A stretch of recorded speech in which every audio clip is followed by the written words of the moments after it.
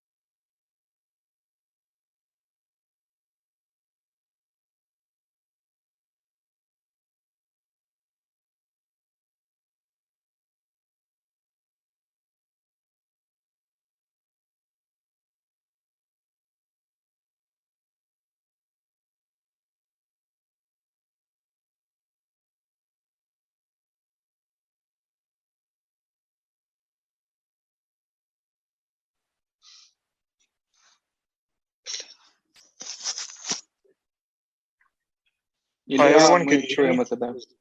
Ага, так, добре. Поряд зі мною Калина, Святослав Паламар, капітан, наш заступник. Хлопці, давайте я зроблю анонс короткий. Він скаже вступне слово.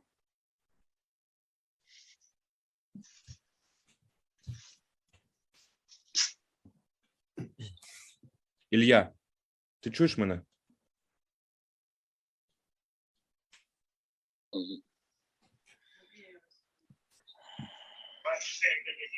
Хлопці, ви чуєте мене? Так, чуємо. Ви можете увімкнути відео. Зараз я вимкну відео, і я просто вас представлю. Увімкнути. Ага. В мене вімкнуте відео, і ваше зараз може зробити це отак. Бачите мене і чути, добре? Вас я бачу, я себе не бачу. Це може зробити Сашко. Зараз. Хлопці, можете в себе нажати там, включити Так, відео? Дякую, все, бачимо вас. Ми вас бачимо, все добре. Я просто представлю вас, я поясню колегам іноземним і нашим, що відбувається. Колеги, журналісти, вітаю вас. Ми сьогодні, я сподіваюся, що ви переключили мову. Якщо ви хочете чути англійською, то виберіть англійську. Якщо ви хочете чути українську, виберіть українською. З нами сьогодні на зв'язку Святослав Паламар та офіцер управління розвідки. І це герої Маріуполя. І перша наша задача на сьогодні – привернути увагу до наших захисників. Нам треба зробити так, щоб вони могли з честю і гідністю вийти з цього міста, вийти з Азовсталі, і нам треба бо ніхто не буде здаватися в полон. Це не писали російські пропагандисти. Ми знаємо, що вони не здадуться в полон. Нам треба їх врятувати. Дякую, колеги, що ви сьогодні з нами. Ми розглянули більше 1000 запитань і обрали найважливіші. План роботи такий. Я зачитаю питання, які були найпопулярніші, які задавали іноземні колеги, українські колеги. Хлопці на них будуть відповідати, і потім, якщо в нас залишиться час, і якщо буде технічна змога залишатися на зв'язку, ви зможете задати додаткові питання. Хлопці, дякую, що ви з нами сьогодні. Розкажіть. Дозвольте, я вмішаюся. У нас не так багато часу, ведуться постійні обстріли, так що вам потрібно розуміти, що зв'язок може в будь-який момент зупинитися, так що треба починати вже. Окей, давайте тоді починати. Дивіться, я буду зачитувати. Давайте я прокоментую ситуацію станом на зараз, і мені потрібно йти в інше місце. Давайте я прокоментую, що зараз відбувається, що відбувається цієї ночі і що відбувалося там протягом цих 3 днів. Значить, станом на зараз ведуться інтенсивні обстріли заводу «Азовсталь». Тільки за ніч ми нарахували більше 25 вильотів, в тому числі 3 стратегічних бомбардувальників. Працює ствольна артилерія, працюють танки, працюють міномети, піхота пробує штурмувати, снайпери і так далі. Значить, станом за цих останні 3 дні було евакуйовано цивільних з території заводу «Азовсталь». Чи всіх евакуйовано? Ми цього твердо сказати не можемо, оскільки жодна міжнародна організація чи владна структура, політики наші українські не приїхали сюди, на територію Азовсталі. Немає спецтехніки, щоб розібрати всі завали. І дуже шкода, що це все відбувається в переважній більшості не завдяки, а такими, знаєте, просто різкими словами про те, що нам вдалося, ми все зробили, наказ виконаний і так далі. Я наголошую на тому, що буквально 2 дні тому під час так званого режиму тиші загинуло 3 наших військовослужбовців. Один із них загинув від влучення ПТРК в машину, яка повинна була їхати по евакуацію цивільних, забирати цивільних та їхати на призначене місце. А 2 інших загинуло під час скидання бомб з БПЛА. Також 6 військовослужбовців було поранено. Така ціна вивозу евакуації цивільних з території заводу. Скажу ще одне, що надзвичайно разюче болить це те, що, знаєте, від деяких політиків під час переговорів було чутно заяви, що ви, хлопці, займаєтеся якимись своїми справами та тягнете час для того, щоб вивезти всіх цивільних. Це було сказано нашому командиру, герою України Денису Прокопенко. Ця людина командує гарнізоном, командує обороною Маріуполя. І оцими нашими справами це малося на увазі те, що наші справи, якими ми займаємося, це якраз і означає захист народу України та захист цивільних. І дуже шкода, що в деяких політиків в Україні немає такту, а є лише цинізм. Цинізм про те, що це успішна операція по евакуації цивільних. Я хочу сказати, що на території заводу є безліч загинувших як цивільних, так і військових. В Маріуполі не евакуйовано десятки тисяч громадян, які загинули внаслідок агресії військ Російської Федерації та їхніх найманців. Ми 2,5 місяця просимо весь світ, всіх журналістів, політиків про те, щоб евакуювати цивільних. І лише тільки зараз нам вдалося пару сотень цивільних евакуювати. А ще безліч цивільних було евакуйовано на територію підконтрольну Російської Федерації та вивезено взагалі в Російську Федерацію. І це, знаєте, це радість крізь сльози, тому що до кінця робота не зроблена. Але ми дякуємо за те, що в принципі вдалося домовитися. Ми дякуємо міжнародним організаціям, які втрутилися. Та ми чекаємо подальших дій. Ми чекаємо різкого засудження дій Російської Федерації. Ми чекаємо різких дій щодо реального припинення режиму вогню. У нас залишається багато військовослужбовців поранених, про яких ми просимо, кричимо про допомогу. Їм потрібно надати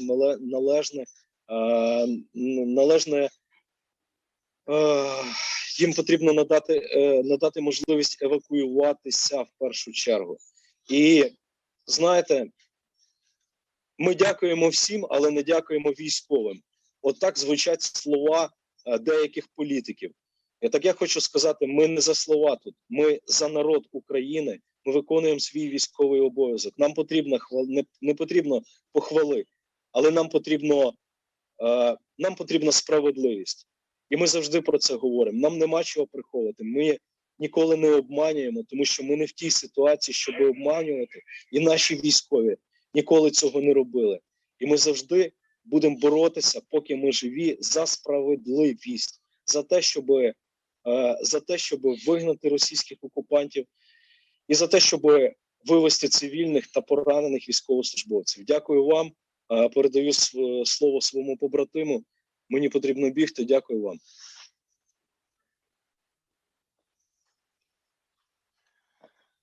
Наушник.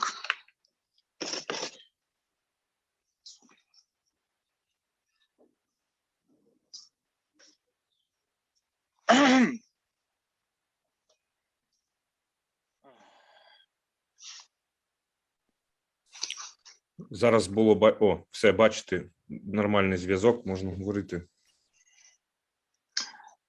Так, вітаю. Я офіцер управління штабу Самойленко Ілля, лейтенант. Командир попросив мене та вповноважив давати коментар англійською мовою для усіх бажаючих журналістів та осіб, які проявляють інтерес до нашого питання. Власне, ми, в залежності від якості зв'язку, можемо розраховувати на досить довгу розмову. В мене є багато відповідей на ваші численні запитання. Єдине, що може нам стати на заваді, це зараз, як і завжди, останні декілька місяців знаходимося під ворожим обстрілом. У нас може виникнути проблема з технічним забезпеченням комунікації, але буду рекомендувати не перемикатись, а просто почекати трішки, якщо на випадок, якщо зв'язок буде швидко відновлюватись. Ми можемо перейти до запитань одразу, якщо вони у вас є скомпоновані, готові, або ж я можу продовжити, в принципі, у тому ж дусі, як зробив Галина. Це коротке, або це досить розгорнуте введення у власне контекст подій, які відбуваються, з поясненнями, що власне коїться, яка ситуація, як вам зручніше, як вам буде інформативніше. Я згрупував питання, вони, в принципі, всі досить однакові, тобто все про одне і те ж. Я просто, наприклад, перелічу про те, що запитують, і це, в принципі, про те, що казав Калина, і про те, що ти міг би продовжити. Питання такі, скільки зараз там продовжує знаходитись людей, якщо тобі відомо, скільки цивільних, скільки військових, скільки поранених, скільки загиблих, чи є російські війська на території заводу. І ще таке дуже поширене запитання від німецьких журналістів та англійських, дуже дивне запитання. Що ви відчуваєте в день примирення і сьогодні на Азовсталі? Вибач, мені просто треба це запитати, бо вони це питали разів 8. Я можу відповісти на всі ці запитання, навіть більше. Можу відповісти розгорнуто англійською мовою, як я, власне, і хотів, планував з командиром це трішки раніше. Почнемо з першого. Я не буду відповідати на запитання, які містять оперативну інформацію, то можуть бути чутливими, наприклад, про кількість військових, які є. Так, тому що багато людей знають, що мають доступ до цієї інформації, багато є спекуляцій. Але в мене є принцип, я не можу наражати свій підрозділ на небезпеку.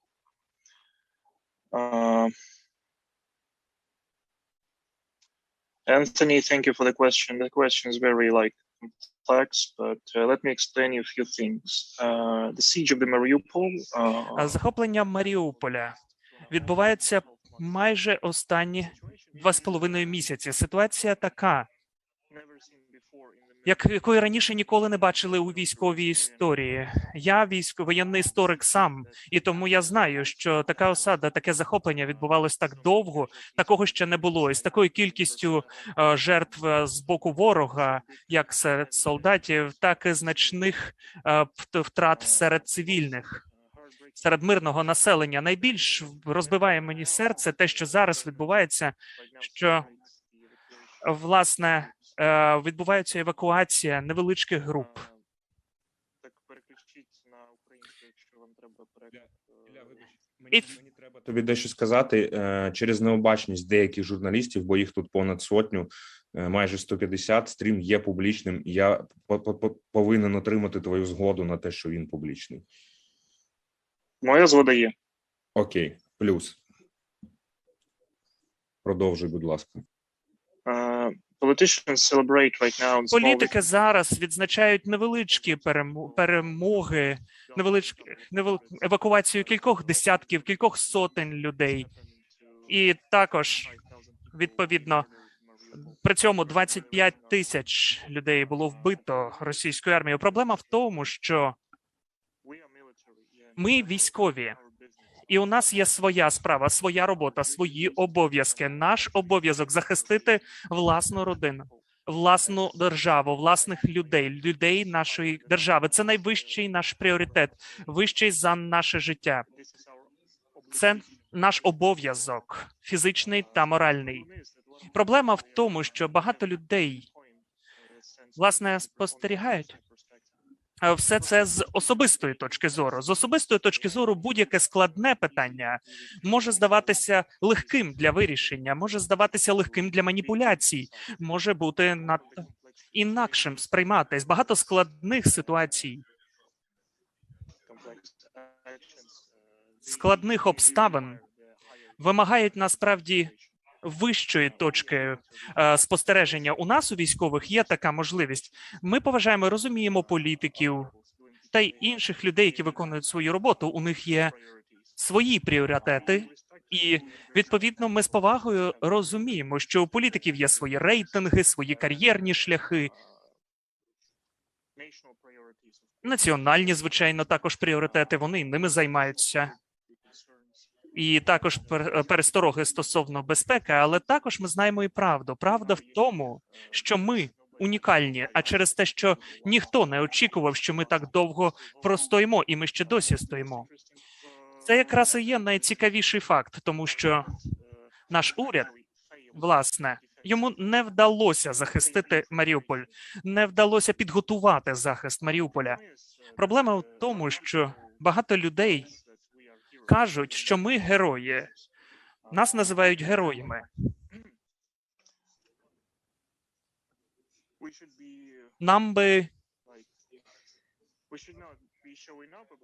Нам не варто було би цим хизуватися, бо ми насправді виконуємо свою роботу, але багато людей це стверджують. І ми, звичайно ж, і нами захоплюються. Зараз, одну секунду, я хочу пояснити все по черзі, відповісти на ваші запитання і спробую про все розповісти. Перший факт. Героїзм з'являється, коли зазнає невдачі планування та організація. І багато людей вважають, що ми живі герої. Переважно так воно і є. Живі герої ходять просто поруч зі мною і сидять біля мене, стоять біля мене. Ми їх бачимо тут, біля нас, так і є. Багато людей віддали свої життя за місто, за державу, за людей України.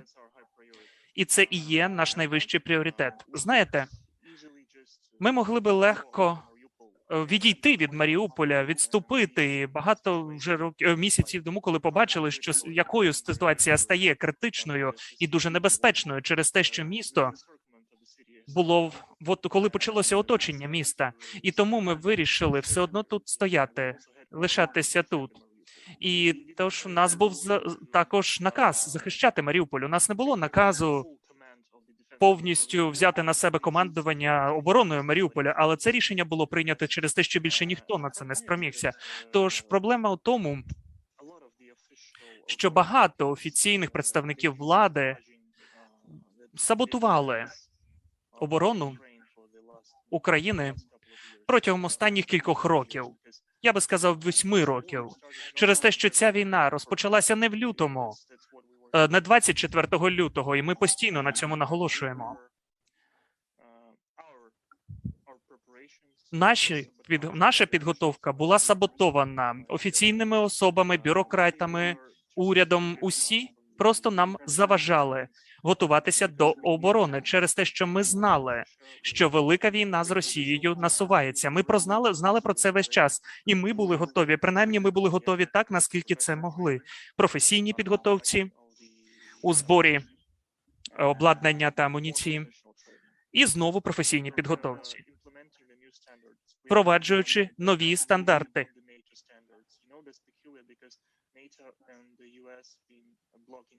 Directly from the international military aid, and this is the fact that I'm telling all the time, because we have not received any javelin, no new weaponry, no new transport, no new training guides. Everything that we knew, everything that this is what we collected by ourselves. We've been contacting with international. We've been contacting with the military on the personal level. Yeah, we've been collecting this information, data to train our people. We were starting the reformational processes. We were starting the training of the officers. We were the part of the unifier program in Zolochiv, but we were excluded from this program. But when we met the instructors there, and when we make like a personal contact, we became the instructors there. You see the interesting thing that we were accused as the paramilitary neo-Nazi bandits and all this blah blah blah bullshit. But we were the only like far-right radicals, yes. But only one thing where we were radical is our primary order is to defend the country. And you see the results right now. So far, by my own counts and by the counts of the unit, and these numbers are like a little bit lesser because we are not like showing up. We on the May 1st, we destroyed almost 2,500 enemy personnel and wounded more than 5,000. It's 15% of the enemy losses throughout all the country. We also destroyed up to 60 tanks and damaged 30. It's more than 10% of the enemy losses throughout the country. Almost the same situation with the armored fighting vehicles, with the artillery systems maybe up to 10%, but just only one unit here in Mariupol. And in Mariupol, there were days when the half of all of the aircraft bombings missions, aircraft flights from the Russian territory walked to Mariupol, up to 150 daily. And we received zero support, no aerial support, no ground support, no artillery support. We basically we've been left on our own. And you know, we've been left on our own for the last 8 years. We were training, our training was based on our enthusiasm and our goal to gain professionalism. Yes. We have like obscure past, of course. Я для наших ЗМІ можу дати окремий коментар. Мені не важко. Єдине, що нас може зупиняти, це стійкість зв'язку. Дивись, ми порадилися, ми вважаємо, що англійською краще, нехай просто перекладачі перекладають на український, на канал для наших ЗМІ. Ти кажи на англійською, як тобі зручно, і все буде ок. Ну, тобто. Добре. Ну, мене просили англійською, я роблю англійською. Так, все добре, все круто. We know about our past, you know, it was obscure because we appeared as a unit, as a battalion in 2014. We were volunteers. Тож 2014-го ми були волонтерами, і було дуже багато тут людей. Але ми вирішили залишити наше минуле за спиною і стати воєнними, як воно і мало би бути. Нова сучасна українська армія. Саме тому ми розпочали навчатися, готуватися і тренуватися так, як ми вважаємо, мало би бути найкраще. Ми витискали увесь досвід, який в нас є з воєнної історії, від військових спеціалістів і експертів, зі світового досвіду. Ми аналізували усі операції, що відбулися в усьому світі, для того, щоб створити кращу тактику, краще навчання. І ми цим займалися, ми це робили. І зараз ми дивимося, бачимо, як це показано, і власне, якраз виявляється при обороні Маріуполя. Тому що це значно, з такою невеликою кількістю ми можемо забезпечити підтримку. Артилерійська бригада, 55-та, також поліцейські підрозділи, морські, так само прикордонники, прикордонні, українські збройні сили.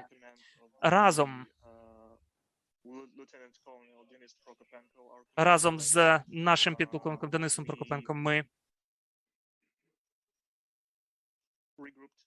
перегрупувалися і, відповідно, забезпечили оборону. І зараз ми досі забороняємо частину України в окупованому Маріуполі, який називається завод Азовсталь.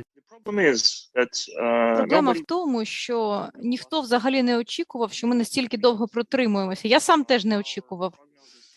Тому що наші прогнози були дуже такі темні. Ми думали, що російська армія просто всіх подолає. Ну, а Збройні сили все-таки встояли. Перевірю, що там запитання. Так, у вас тут є 2 питання в чаті. Так, звичайно. Пан Панчевський. Дехто із тих, хто воював на Азовсталі, були затримані Росією і також беруть участь у російському параді. Кажуть, що українські командири з ними дуже погано поводилися і що людей всередині використовували як живі щити. Ну, почну там з другого питання. Скільки у вас лишилося? Я не буду відповідати на це питання, тому що це оперативна інформація. Для мене, як для офіцера, не є прийнятним відповідати на таке питання. Надто чутлива інформація. Що стосується першого питання, всі ці звинувачення і всі ці заяви, що люди використовувалися як живі щити, це нормально, якщо ви думаєте, як російський солдат. Російські солдати, що прийшли на територію України для того, щоб гвалтувати, грабувати, вбивати тих, хто слабших за них, цивільних. Проблема в тому, що якщо починаєш будувати точку зору з цієї перспективи, то все стає логічним. Але якщо подивитися з точки зору цивільної людини, яка стала особисто свідком усіх жахів, які вчинила з жителями Маріуполя російська армія, і бомбування житлових кварталів, руйнування їхніх будинків, зруйновані життя. І вони знайшли прихисток тут, за нашою лінією оборони, всередині заводу Азовсталь. І багато людей залишалися в Маріуполі, поки ми тримали далі лінію оборони, коли це було ще за містом. Але поки ми тривали оборону за межами міста, Російська армія все одно бомбардувала і стріляла всередині міста. У нас було дуже багато матеріалів, які поки що не опубліковано, тому що інформація є чутливою, але тим не менше вже пізно, тому що ситуація зараз вже абсолютно зрозуміла всім, хто має хоча б трохи розуму в голові, але чомусь не для росіян. Ви також маєте знати, що російська пропаганда працює дуже добре, але для росіян. І деякі люди за межами Росії, буває так, що вони теж на це підсаджуються.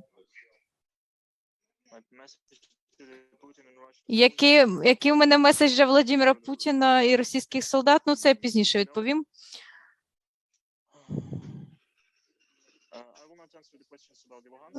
Я не буду відповідати на питання про Луганськ, тому що ситуація тут для мене набагато важливіша зараз.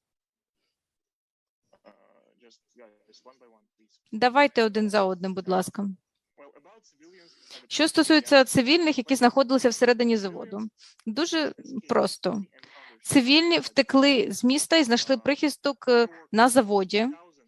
Їх було декілька тисяч усередині заводу. І поки бої були за містом, їм вдалося якимось чином виїхати через гуманітарні коридори якісь.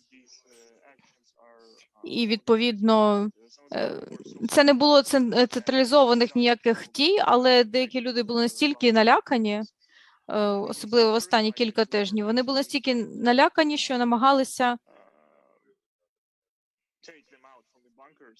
ми намагалися просто їх витягти із тих бункерів, щоб вони поїхали. І зараз, знову ж таки, я дивлюся на цю ситуацію з військової точки зору. Цивільний фактор для військових – це завжди обмежуючий фактор. Якби тут у місті не було б цивільних, це було б просто поле бою, жодних обмежень. Ну, це чесна відповідь. І для нас просто некомфортно, звісно, коли цивільні знаходяться прямо поруч із нами. Але ми їх захищали, тому що це наш обов'язок. Ми надавали їм медичний догляд, їжу, воду. Ми ділилися з ними всіми ресурсами, що ми мали.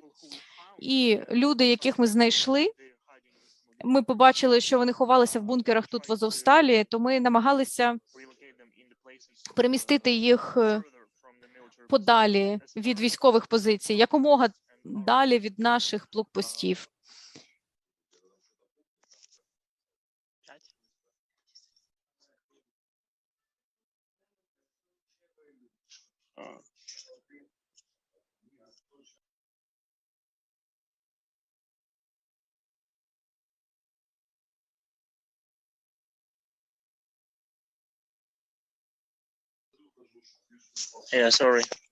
Так, вибачте. Просто дуже важливо було відповісти. Отже, ми намагалися розмістити цих людей якомога далі від наших позицій і від наших власних бункерів для того, щоб ми могли забезпечити їхню безпеку. Але знову ж таки, російські бомби, звісно, не уникають цивільних, і їхня стратегія бомбардування була дуже проста. Вони просто кидали бомби і за допомогою танків руйнували і будинки. Ми також публікували відео, де чітко видно, залишаються, звісно, матеріали поки не опубліковані через те, що там оперативна інформація міститься. Але тим не менше бомбування були за координатами на карті. Там не було жодного точного наведення. Це просто звичайні бомби, авіабомби. І якби це було стратегічне бомбардування, я вам поясню, якщо використовуєте тактичну авіацію, то рішення використовувати її приймається на тактичному рівні. Командиром бригади, скажімо, чи командиром підрозділу. Але якщо ви використовуєте стратегічну авіацію, то це вже найвищий рівень командування. Наприклад, міністра оборони чи головнокомандувача. Тому, звісно, ми стали дуже великою проблемою для росіян, великою проблемою для Путіна, тому що перемовини наразі дуже багато говорять якраз про нас. Але ми намагаємося залишатися скромними і утримувати ситуацію. Я не хочу тебе перебувати, але важливо сказати про те, про що ми розмовляли, про те, чому вас важливо вивезти в третю країну і чому ви не можете там залишатися, і що вас чекає в полоні. Мені здається, що дуже важливо сказати це західним журналістам. Це почути. Так, це важливо. Дякую за наводку. Я почну. First of all, about the... Перш за все, щодо шансів, які в нас є тут, то я вам скажу те ж саме, що я говорю моїм товаришам, солдатам. У такій критичній ситуації, як зараз, у нас фактично перша цінність. Якщо ми знаємо, як це закінчиться, можна, звісно, просто відкласти зброю і сидіти в кутку і чекати на кінець. Це буде повільна смерть від голоду чи швидка смерть від бомби. Просто прийняти. Другий варіант – можна спробувати якось втекти, як боягуз. Думати лише про власне життя, але не думати про свій обов'язок, про ту присягу, яку на себе взяв. І саме те відбулося з командиром морпіхів 36-ї бригади. Він просто відмовився виконувати наказ, який було йому спущено, і він спробував втекти із міста з невеличкою групою працюючих і танків, і броньованих машин, і боєприпасами, намагався пробитися. І знаєте, ситуація тут така, що ми більше, ніж 100 кілометрів від наших основних позицій. Ми не маємо належної підготовки з обох сторін. І точки контакту, і точки прориву. Тут не можна прорватися, це неможливо. Але якщо ви думаєте тільки про своє життя, то, звісно, будеш хапатися за будь-яку можливість, щоб це життя собі продовжити. Тому такий варіант, звісно, викличе, перш за все, це великий сором. Друге, це може призвести і до смерті, тому що один з людей помер під час цієї спроби.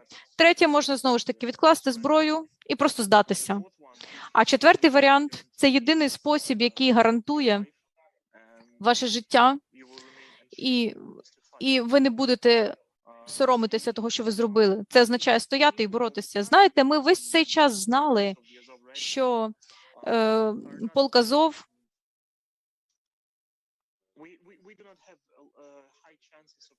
не має високих шансів на виживання, якщо нас візьмуть у полон. І здатися від нас це неприйнятно, тому що ми не можемо подарувати такий великий подарунок ворогу, тому що кожна людина, яка є полоненим, це вже фонд обміну, це ресурс політичного і військового тиску, це ресурс для обміну, для того, щоб підвищити рівень переговорів і позиції, які ми можемо залишити саме вже на політичній сцені. Скажімо, наприклад, якщо політики намагаються боротися за кожного солдата, який потрапив у полон, то вони витрачають наш час, наші ресурси і нашу увагу. Нашу, я маю на увазі українську. А увага вже і так дуже сильно обмежена. Проблема в тому, що якщо ви свої такі ресурси обмежені так розпорошуєте, то ви не досягнете своїх цілей. Я маю вам нагадати, що ми воюємо із агресором, із ворогом, який несе терор на Україну і проти варварства. Це, знову ж таки, ми намагаємося говорити з тими самими людьми, які вбили майже 1000 людей в Бучі, які гвалтували жінок, навіть дітей, які руйнували церкви, лікарні, будинки. Їхня основна мета тут, в Україні, не схопити терористів, не захопити ресурси, не отримати політичну перевагу. Їхня основна мета – це знищити українців. Вони це показують, вони демонструють це дуже очевидно. І, як на мене, для українського громадянина, для офіцера української армії абсолютно це зрозуміло, тому що з цієї перспективи все стає логічним. І так само, повертаючись до питання про полк Азов і здатися, один із наших солдатів був захоплений в полон під час бою. Це було якраз 20 числа квітня. Він був без свідомості, група була в місті, і російські солдати його взяли в полон. Російська пропаганда потім публікувала відео, що українські солдати здаються в полон, вони складають зброю. І був такий хлопець, у нього позивний Ден, і він має, у нього з лівого боку грудей така дуже велика татуювання, таке олдскульне. І буквально через кілька днів після того, мабуть, через 4-5 днів, його мати отримала повідомлення з його мобільного телефону із фотографією цього хлопця, що він помер, він був задушений. Тобто росіяни спочатку показали, що не взяли його в полон.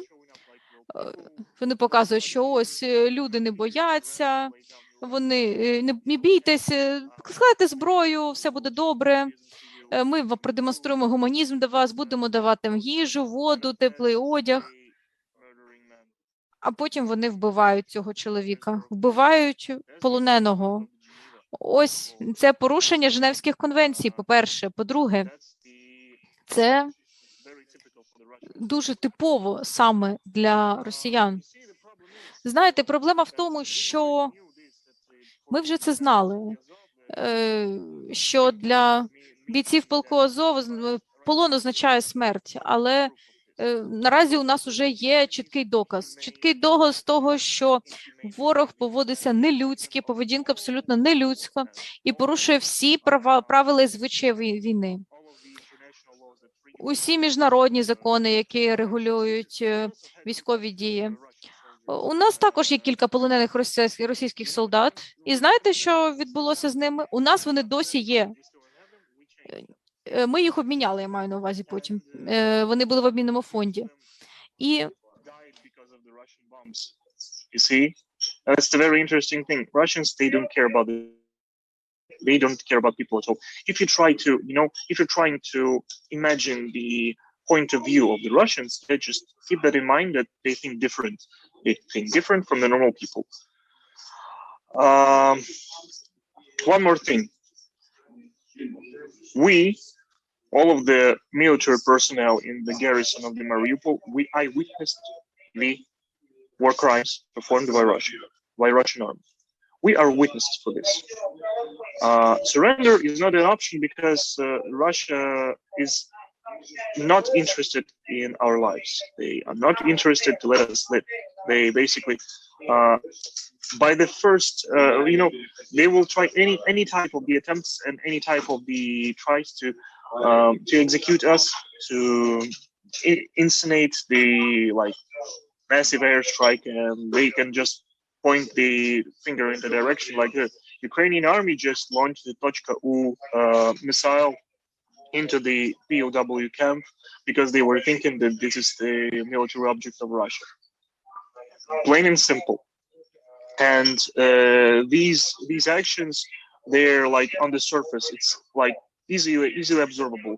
And I should remind you one thing, yeah. Right now, our politicians, they're trying to negotiate with these animals, barbarians, the Russian army, keeping in mind or forgetting completely the fact that what these people did to the Ukraine right now. They came here to destroy, to plunder, and we're trying to talk with them. No, our main goal is to eliminate threat, and to eliminate threat is to pacify the Russia. Yeah, and that's why we need the assistance of the world, yeah, of the free world that we are also defending here right now.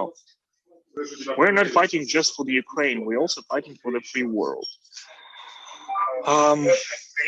Because the Russian appetite will just grow, and if they will crush us, yes, if they will crush Ukraine and the Ukrainian defense, it's based on the Mariupol, honestly. If they will crush us, everything will be failed. They will go further. They will go to the Poland. They will go to the Baltic countries. Probably they will go to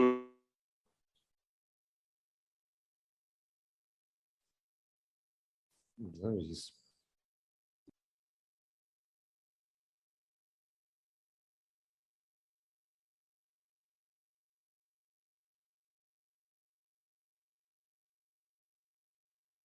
Yeah, saying safety, world order with the collective defense treaties, with the collective defense organizations. Everything is fine. Everything will. Everybody was like getting better and better.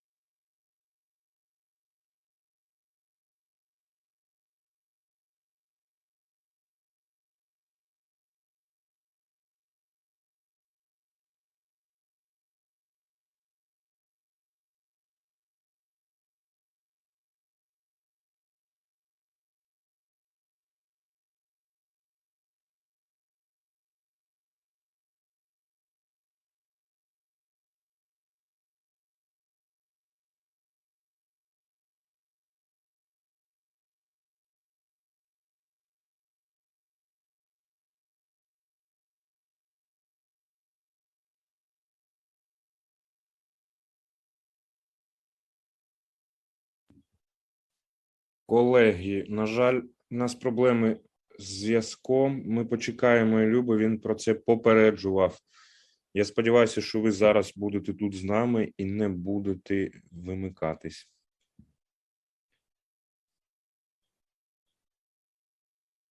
Ілля, чи ти чуєш нас? Певно, не чує. Випав. Колеги, дивіться, там дуже нестабільний зв'язок. Зараз Ілля не на зв'язку, бо тому ми його почекаємо деякий час. Можливо, він зможе відновити зв'язок і бути з нами знов. Я прошу вас не від'єднуватися. Ми спробуємо зараз його підключити ще раз, але чи вдасться, ми поки що не можемо гарантувати. Я бачу, що накопилися питання, я бачу, ви їх задаєте в чат, і ми все контролюємо. Прошу вас почекати хвилину, 2 хвилини, скільки буде потрібно Іллі, бо ми не знаємо, що відбувається зараз там, де він є.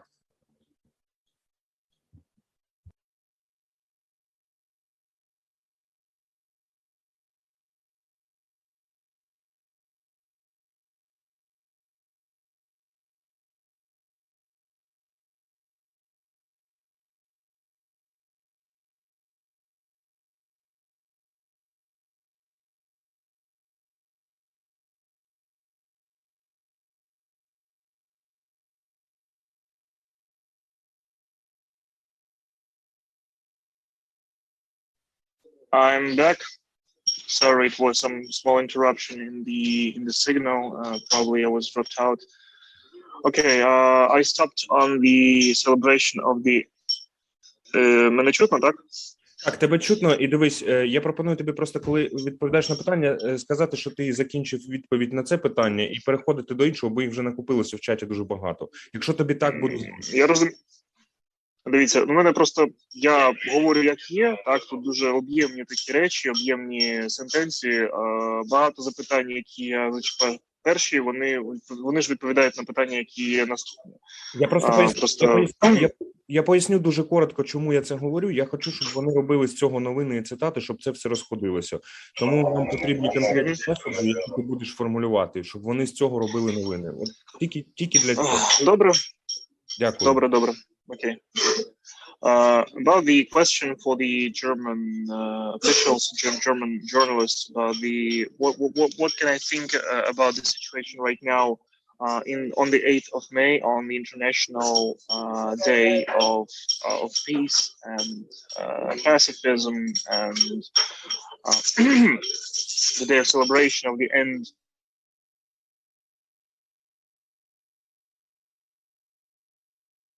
of the war in Europe in 1945. Part of the answer on this question on the previous sentence, when I told about the main goal about one of the greatest messages of the Russian propaganda. Yeah, one of their great messages is to bring the old good world back again. And their old good world means the time of the World War II, when the Soviet army been plundering Europe. One of their messages is to 1941, 1945, we can make it again, we can do it again. And they are doing it again. For me, like, just imagine the situation. If some may ask me about the situation right now 10 years ago, yeah, I would just say that it is unthinkable. A lot of the efforts were made to create the international security, the international anti-war movement, the international politics, diplomacy. They were working on this, but right now, what we can see, the Russia is basically declining.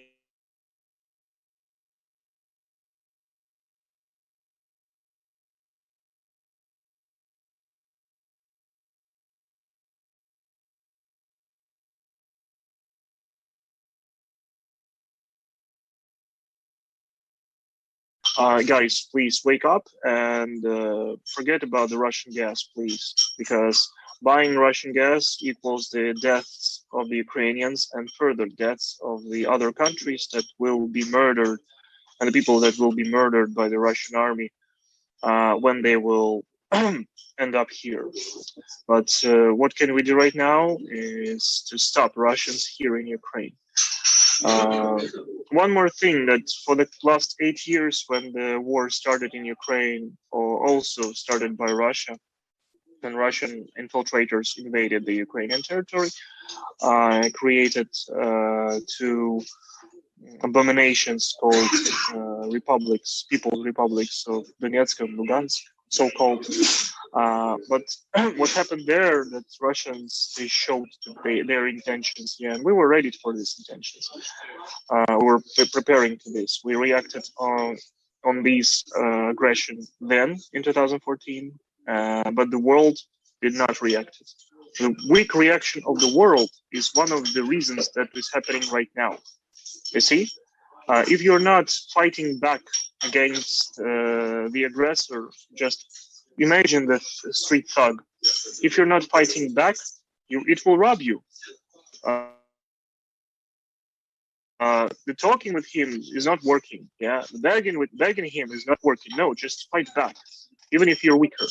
That's the strategy. That's how it works, and that's what the European society should understand. And also, I see that the people worldwide starting to understand that your prosperity based on the Russian gas has a price, and the price is 15,000 Ukrainian lives for the last 8 years. The problem is that while we were like struggling in the attempts to prepare better for the war, people were prospering. Yeah, and I'm right now very grateful for the international help, like both military and economical. But I might say, like, straight, the help right now, the sanctions are still not very effective. The military aid is not enough. We need more. And about the financial help, economical help, well, it's like, I know not much about the economics, yeah, because I'm a military officer. I know my job, and my job is to eliminate threat. Yes, with the more weaponry, more ammunition, and wider help, with training, with preparations, with logistics, with all this stuff, we can do it better. Also for you, for the international society, for the Europe, because Ukraine right now is a shield of Europe, as we were like for the last couple of centuries. When the Ukrainian Cossacks stopped the Turkish invasion, no, not Turkish, I'm sorry, Tatar invasion into the Europe in the 17th century, when the Ukrainians stopped the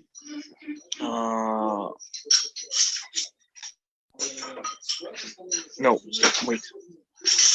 Also, we've been fighting against Western invasions, like for the many centuries, but it's like another topic.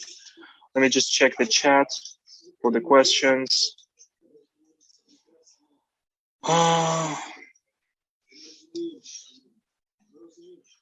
Where can I see all of the list of the questions?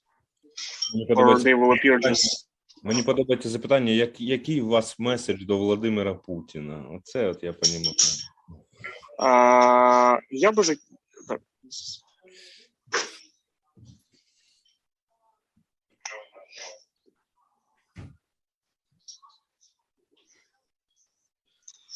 Okay, Rebecca Barth, thank you so much for the question. If that would be our last contact with the outside world, what do we want the world to know about what's happening in Mariupol and Azovstali? You see, we are military people, but we can die any moment. Any moment of our life can be the last one, and we're trying to live our life honorable. We're trying to do honorable things, and we're trying to prevent ourselves and prevent our friends from the unhonorable things. The problem is that every hour, informational contact with the outer world, it may be the last one, and I know this like crystal clear. Our message is, don't waste our effort. A lot of people gave up their lives for the sake of the defense of the Ukraine, for the defense of the free world. And just don't waste our effort. Don't waste this prize. Don't waste this sacred prize. I really hope that a lot of people will get out from here, but we're not just like basically get out from here. We cannot just pack our bags and leave. Yeah, we're encircled. We're blocked from all of the 4 directions. And we cannot basically leave. Yeah, we can just we can be only evacuated. Yeah, because we spent all of our resources for the effectiveness of defense. Yeah, we gave up on the we gave up on the priorities of personal defense. Yeah, so we are basically here a dead man. Yeah, most of us know this. Yes. And why we fight so fearlessly. We hear it cough, and how difficult situation is. At the same time, as I've considered one of the most experienced and the best prepared units. Okay, about the experience and the preparations. I really admit that we, Azov Regiment, part of the Ukrainian National Guard, despite all of the interference from the government, despite all the bureaucracy and the problems, we became one of the most trained units, I might say, in the world, because we have the only unique experience to effectively fight against the enemy who is superior in numbers, have air superiority in tanks, also the new technologies. Yes, well, basically the enemy who is way much stronger than us. Yeah, none of the Western armies in NATO have the same experience, and we can share this experience. We can share this experience gladly, sure, because our goal is also to improve the defense of the countries that will probably face the aggression of Russia, or maybe the aggression of their own enemies. So it's not the export of war. No, it's just a sharing of experience. Yeah, so that's the thing. Okay. Message to the Ukrainian government at the moment, yeah? Also plain and simple. For the last 2.5 months, we showed the world that what is to do impossible things, yeah? And the impossible things became the routine for us. We get used to the wounded people, injured people everywhere. But we knew that our prime goal is to defend our lines. Message to the government, well, guys, we showed that what is impossible, what is to do impossible. Just please do your job and help us to teach others how to do impossible things. We can do a lot still, and we will do a lot if we will not be wasted just here. And right now, I started from the history of the siege, yeah, the examples in the history. the situation is right now is like very peculiar because Russians can just basically bomb us to the Stone Age, yeah, and basically that's what they are doing. And they are right now bombing our positions. They also dropped a bomb on the hospital again. We still can be evacuated because the international procedure of extraction it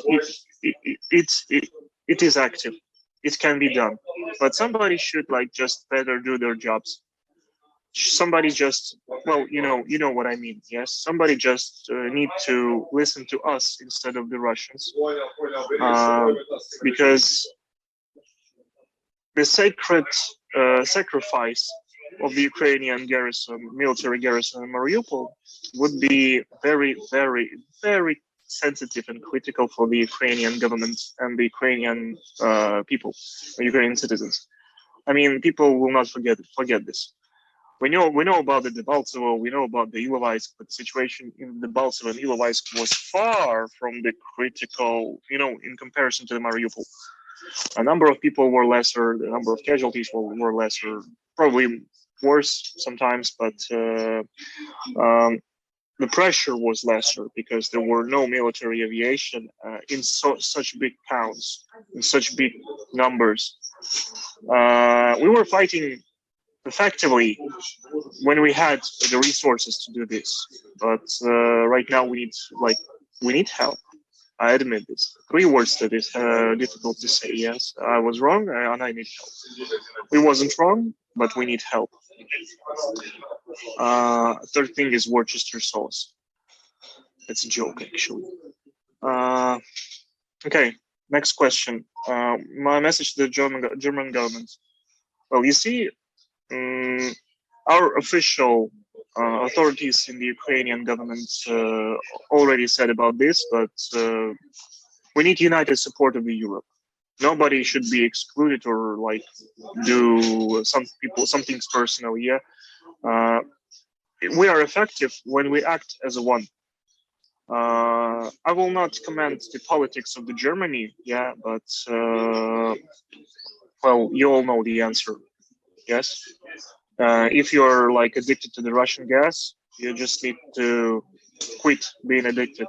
Yeah, and it might be painful. It might be painful for the economics, but for fuck's sake, Ukrainian economy suffered the more than $1 trillion of the outcome because of the war. Because some organizations, some people let it happen.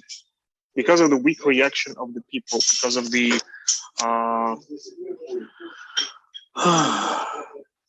just somebody ignored the things that were happening. Okay, next question. Ilya, can you give a sense of what you have left in terms of provisions, both arms and food supplies? How much longer can you hold with the food and water? Oh, wait. Supplies do you have? How much longer can you fight?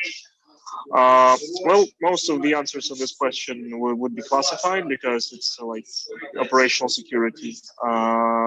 We still have provisions. We still have weapons. We might lack the vehicles and the heavy weaponry like artillery, and we cannot use artillery right now. It's too close and it's inside of the city. You know what I mean. This still not stops Russia from using artillery, but we cannot, our resources here are limited. All of our supplies are limited because we did not receive any resupply for the, we did not receive any resupply. We're just fighting on our own, like almost 2.5 months. We still have water, we still have ammunition, we still have our personal weapon, and we will fight till the best resolution of the situation. Yeah, and that's maybe the prime idea of today's meeting, and I will answer on other questions. Yeah, you sound very angry about the role played by your own government. Do you feel that you have been deliberately sacrificed? What should the government have done differently? Well, very complex question. A lot of the things that we know, they will not be told. They will not be published because of the for the sake of the national security. It is like unacceptable to criticize the government. Wait, please, with the question to the Putin. A lot of the to criticize the government when the war is happening. Yes, and this may cause the catastrophic actions for the national security. Yeah, and we as a military, we cannot accept this, and we cannot let it happen.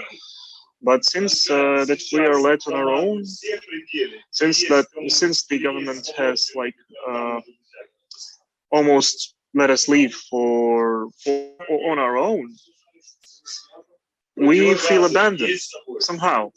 We feel abandoned yet supported. So the words of support are good, but we received a lot of the words of support from the international society, from our friends, from journalists. Yes, and their interest in the situation that is happening here is like it's very supportive. But you know what is more supportive? Yeah, the friendly aviation that is striking on the enemy positions. Well, you know what is more supportive? Your commander-in-chief that did not fail the defense of the southern regions of the Ukraine. I mean, Kherson, Berdyansk, Melitopol. That's the problem. That's one of the reasons that happened. That drove the situation to the when we're sitting. Also, the normal thing, like we're doing our job and we're doing our job good. And some of the politicians, they're not doing their job good. A lot of people to do their jobs. Yeah, we gave them this opportunity. We blocked very numerous enemy forces. Yeah, we blocked almost 25,000 of the enemy forces. I mean, the group outside of the Mariupol, it's 15,000 and 10,000 more in the reserve. Yeah, you know how many enemy personnel we eliminated. Yeah, the numbers are clear, and you know what's most interesting? That the enemy they also confirmed this information. Yes. How much longer can we fight? Well, you see, you can fight in two modes. You will fight as much as we can, and we can fight as much as we need, as we should, as we must. Yeah. Well, we have ordered to defend Mariupol, and we will fight as long as we must do this. That's the thing. Next question. Ілля, дуже вибачаюсь, треба вточнити, бо твоя цитата вже пішла по всім ЗМІ. Дивись, як тебе цитують. Українські воєнні вбили в Маріуполі 2,5 тисячі російських військових і поранили 5 тисяч. Ти мав на увазі, що це було тільки в Маріуполю, це те, що зробив Азов, чи це по всій лінії? Треба вточнити. Це тільки те, що зробив Азов. Це наш особистий підрахунок ворожих втрат. Особистий підрахунок. Ми сюди не враховуємо. Зависло. Друзі, зависло трошки, зараз відвисне. Сподіваємося на це. Втрат, які нанесла 36-та бригада. А це зараз, за який період? Це за ці 2 місяці? Чи за якісь? Це з 24 лютого по 15 квітня. 15 квітня. Дякую тобі. З 24 по 15. Дякую. Будь ласка.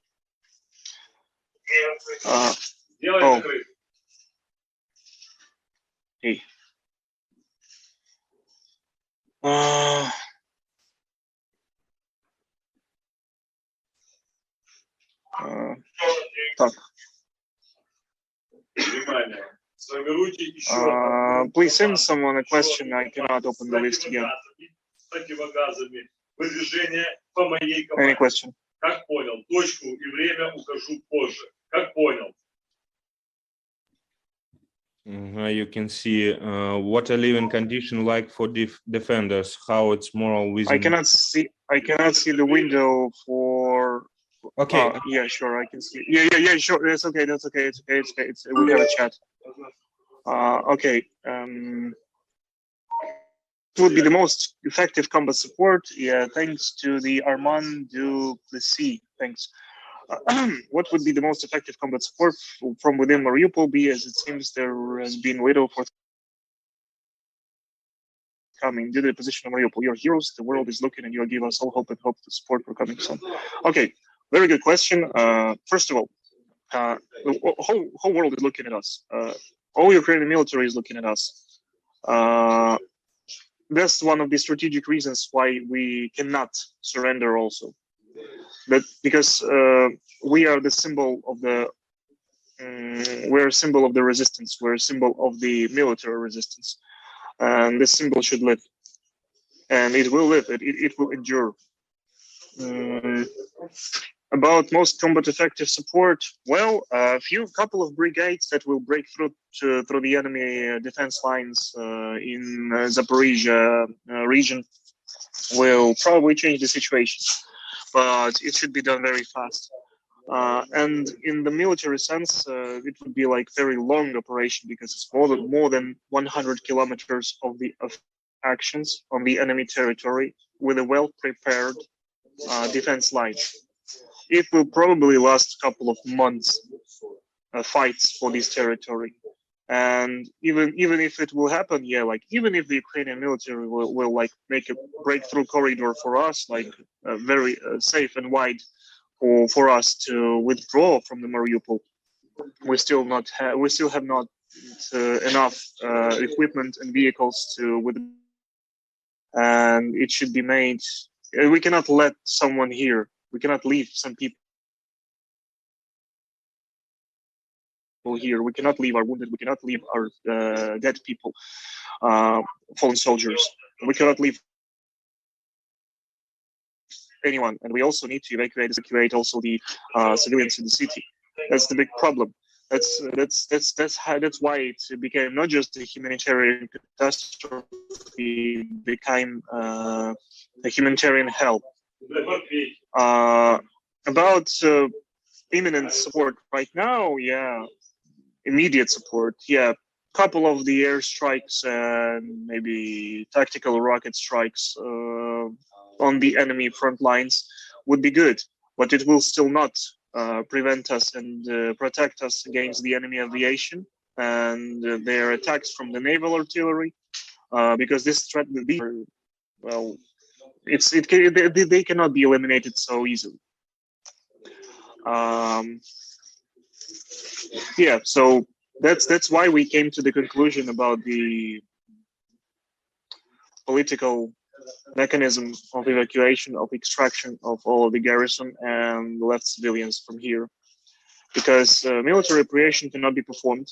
Ілля, я вимушений тебе перервати, тому що я вимушений попередити, що на фоні дуже чутно команди, які віддають, і це великий ризик. Тому, може, ти скажи хлопцям... Нічого страшного. Нічого страшного? Окей. Нічого страшного. Окей. Нічого страшного, ми знаємо. Бо ми дуже переживаємо за те, що там чутно, те, що кажуть. Алло. Алло. Кажу, що ми дуже переживаємо за те, що чутно, що кажуть, і ми трохи злякалися. Окей.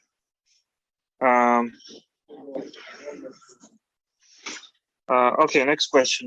Deborah Haynes. Thank you.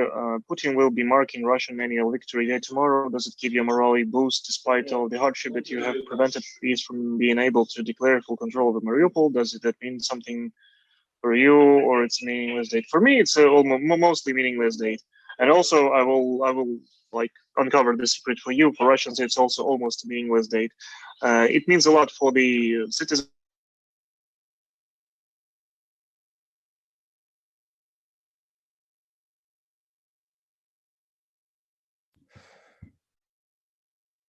Друзі, в нас знову for your propaganda, but for their military officials, they're desperately been trying to.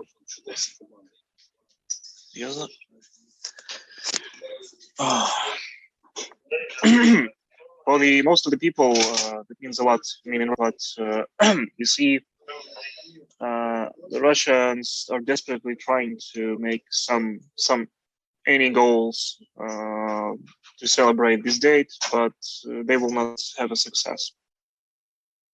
Our message to Vladimir Putin, well, I will leave it for the further time. What are the living conditions like for the defenders? How is morale within the complex? You see, living conditions are far from superior, far from ideal.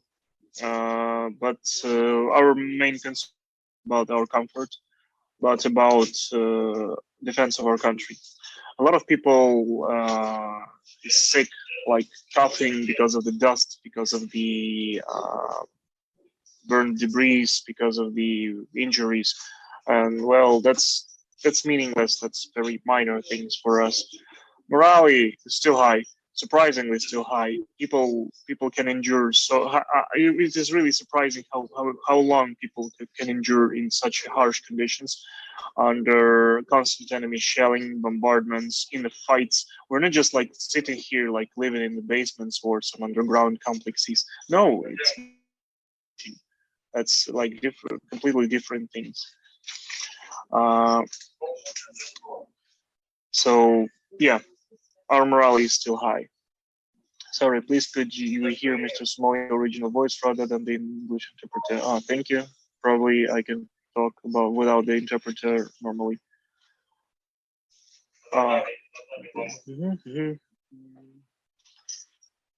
Yes, I might be lagging. Last night, yeah, okay. Daria Hirna. Okay, last night Zelensky announced the next of evacuation from Azovstali for the wounded and medics. Are you aware of this? And do you agree with the evacuation of medics, or does it mean that the military will not be able to receive medical care? Well, both yes and no. First of all, I'm happy when I hear about the attempts of the evacuation of the medics and civilians and the wounded. First of all, if the politicians can guarantee their safety, can ensure their safety, yeah, that would be like pretty good job. Medics are exhausted, they are tired, and they're heroes. They basically make impossible things. I mean, real impossible things. And they're still under fire, and they should be like. Well, if the medics will be evacuated from here, yes, military personnel will be limited in the applying medical care to us. But the combat medics, you know, they created the hospital just basically from scratch, and that is pure heroism. And well, the other things are the tactical information, so yeah, I will rather not comment it. What is like living conditions for the defenders? How is the morale within the complex? Okay. Why it is not possible to send? Yeah, yes. Ілля, два питання. Перше питання. Чи коли ти казав про командира, який намагався втікти, чи мова йде про Баранюка? І я поясню, чому я запитаю. Про Баранюка, так? Саме так. Так. І друге питання, дуже важливе від наших СМІ, це питання від Суспільного. І вибач, якщо ти це говорив, я би повторив це. Який у вас наказ і які у вас зараз відносини з командуванням? Тобто, якщо дословно, який у вас зв'язок з командуванням і який наказ у вас від нього? Тобто, тримати місце... У нас є зв'язок з командуванням, у нас є наказ тримати оборону. От, це все. Ну, без особливих деталей, але саме так.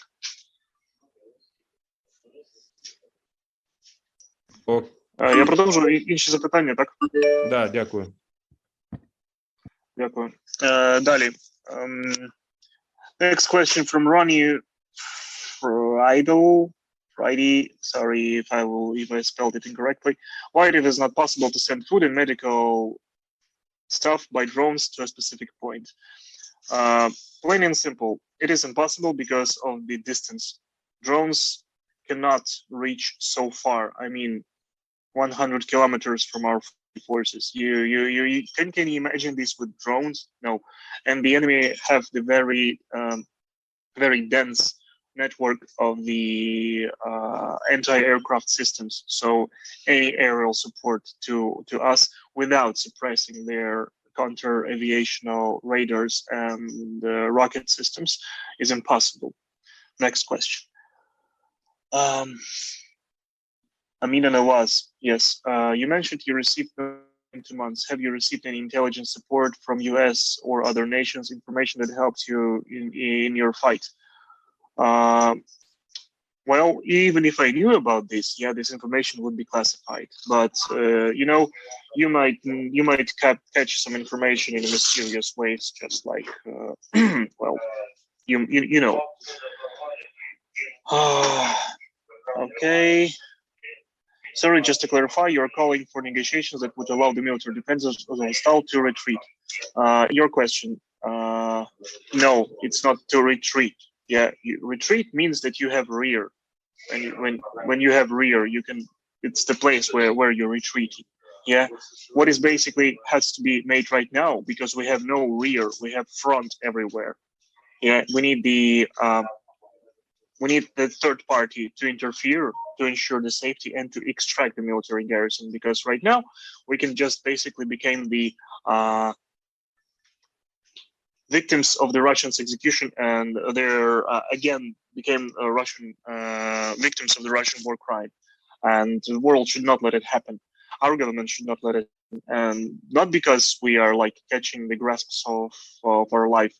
No, because we know a lot, and the world should know, and we're unable to share this information from conditions that we are right now, because we're in a fight. Yeah, we didn't have much time, and we didn't have much resources to spread this info. Next question. Paulo Barrera, thanks. What is officially ordered to you to keep the lines and not to surrender? If yes, by whom? Yeah, I also answered on this question in Ukrainian. We have our order to defend our lines, to defend the Ukrainian territory, which is Azovstal right now. The order was given by the High Command, and we are fulfilling this order. Катерина Стрегацькова. Скажіть, будь ласка, чи відомо вам про масові захоронення вбитих жителів та військових Маріуполя біля Азовсталі тощо? Так, мені відомо про масові захоронення вбитих жителів, але не військових, в околицях Маріуполя по супутниковим знімкам та по даним від місцевих жителів про величезні декілька сот метрів в довжину братські могили. Сумарно, як вони налічують, там близько більше 10 тисяч людей, яких можна там захоронити. Це майже підтверджені факти, вони підтверджені супутниковими знімками. Bonnie Berend, if I spell it correctly. If you had one wish or top 3 wishes or things we haven't thought of yet, what might it be? Well, it's a rather philosophical question, so I will leave it for further time. You see, a lot of people might think that the situation that is happening right now, yeah, the war in Europe, war in Ukraine, it will resolve by like without your personal activity. Like it will just everything will be okay. Everything will not be okay if you will not, if you will act correctly, if you will have an action, if you will participate in situation. Well, in that case, everything might be good. But if you will just like observe and wait for situation to resolve, well, that's so infantile, that's so ungrown psychology. But top 3 wishes, well, probably the can of the soda and a good steak would be a good wish for now. 2 others I will leave like for the unscrewing up the screw that was made, the mistakes that have been made, but not by us. We almost made no mistakes. Well, you see, if I could turn back time in the good old days, so that's the point of this question. It's not so, you know, attached to the main topic for today, but it's also good. Joseph Wardropper. We have seen wives of Azov troops who have left Ukraine give messages for support to you inside. Do you have a message to your wives and families? Well, most of us have connection with our families. We really admire the support from our families. We really love them, and they show their love to us, and that's good. But it's also the personal perspective, because right now we have a job to do, and someday we will meet our friends, civilian friends. We will meet our wives, families, friends, and we will celebrate victory. But we're still far from victory.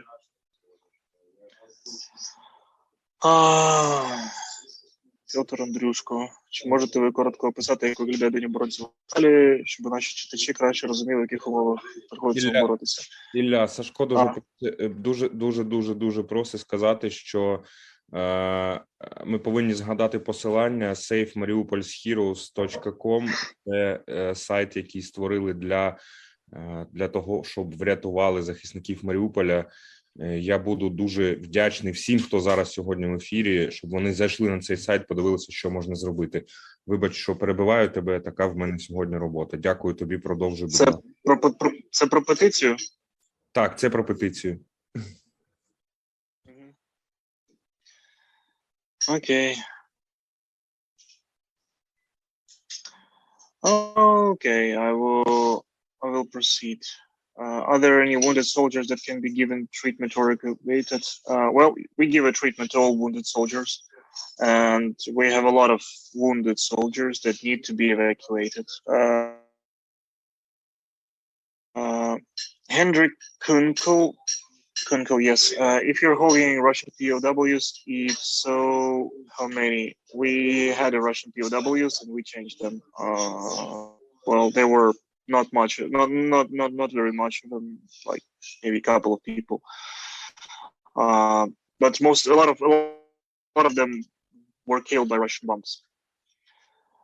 Jack Parkinson. The government has confirmed the evacuation of all women and children from Azovstali. Do any civilians remain in the complex, such as male civilians who are not members of the military?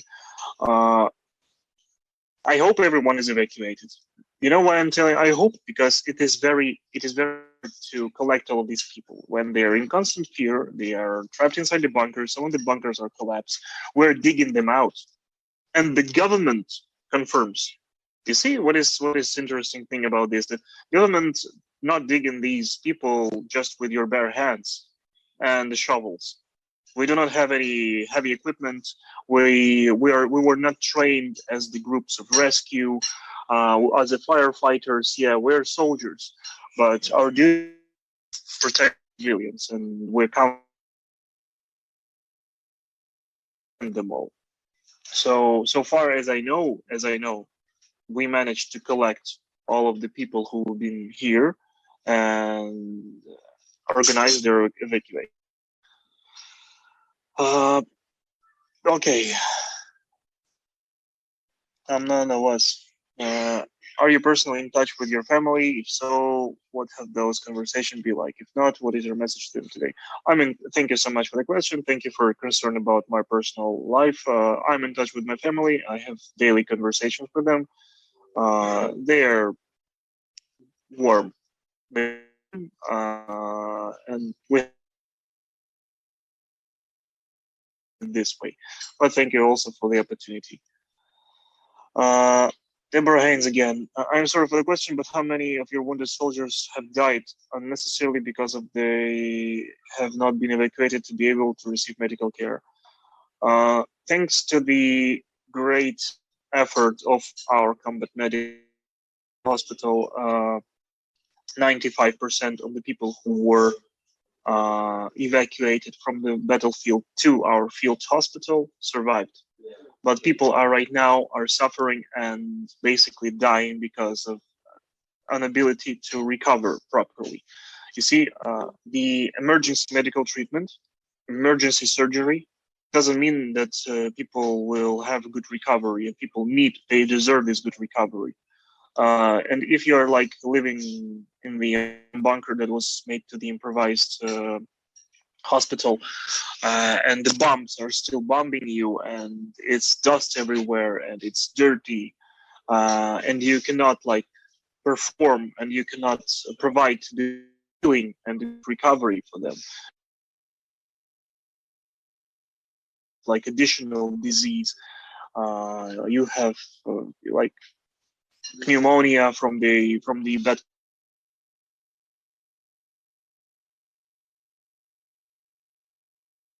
conditions and the dust in the hospital. These people deserve to be evacuated safely to the safe territory, or both, or Ukraine or third party. A couple of hundreds of them. And thanks to the efforts of our medics, most of these people are alive. But for how long? We're unable to, we do not have equipment for life support for the heavy wounded. Like, most of this equipment been destroyed. Most of this equipment we never had. Yes. Again, next question. Can you tell about your family? Yeah, no. Why when you talk to them? Well, you see, well, I have family. I have no children. I have no wife. But it's not very necessary things for me personally. A lot of soldiers think different, because their family is their primary concern. But my main concern right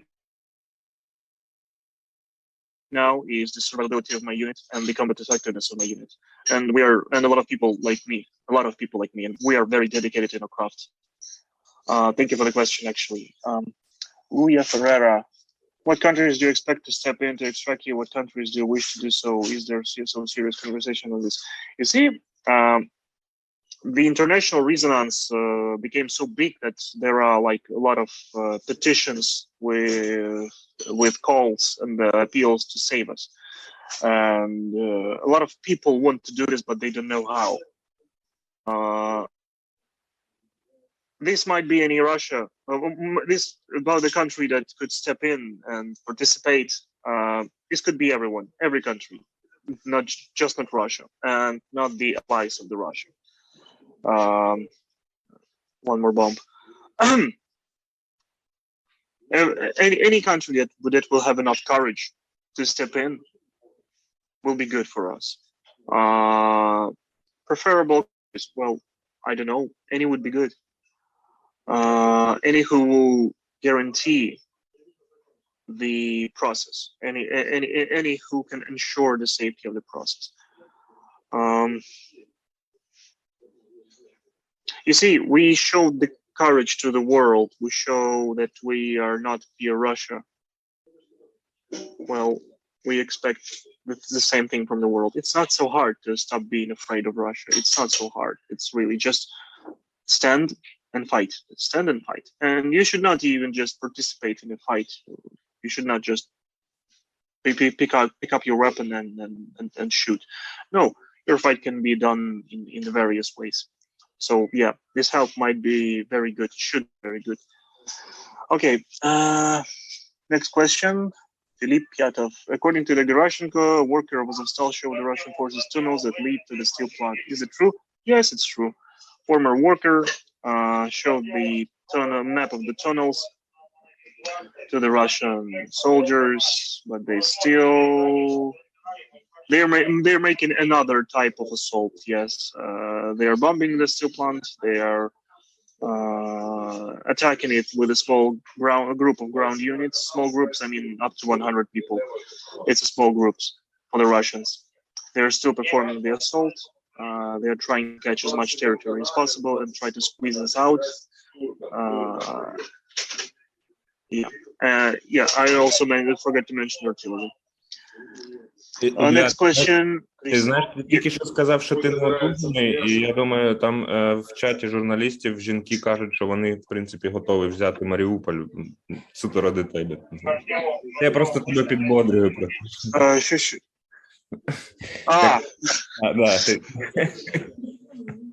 Я кажу, що жінки, які тебе дивляться, кажуть, що вони готові заради тебе на все вже. Це такий жарт. Є багато достойних людей, які також цього заслуговують. Я тобі Але дуже дякую, так. Have there been Russian attacks in Azovstal today? If so, what shelling, airstrikes, ground attacks? Have you seen any escalation since the evacuation of civilians? Or do you fear there will be the one? Okay, Azovstal being assaulted today, yes. Artillery, airstrikes, and ground attacks. Tanks, mortars, heavy artillery, free-fall bombs. They also attacked the hospital today. Escalation since evacuation of civilians, yes, we've seen it. We're like in the middle of it right now. Do you fear there will be the one? Well, we do not have fear, basically. Fear is like gone. Every day, every minute might be last one, so well, no fear. It's not so hard to like live without fear. Next question. Tom Gambrel, sorry, yes. There had been some claims that Russian infantry entered the tunnel system of the Azovstal. Did they happen? What is the nature of the combat you faced? We've experienced all varieties of combat in the city, all varieties of urban combat, and we're also having combat inside the Azovstal plant. About the enemy forces in the tunnel, most of the information is operational, so yeah, I will not uncover this, but we are ready to meet them there. Yes. Luke Hardy, next. Have local Mariupol residents help the Russians Moscow has appointed that it's called collaborants, yeah. Just to gain the control and to remain in control. Yes, some local residents helping, but some of the people were just basically terrified.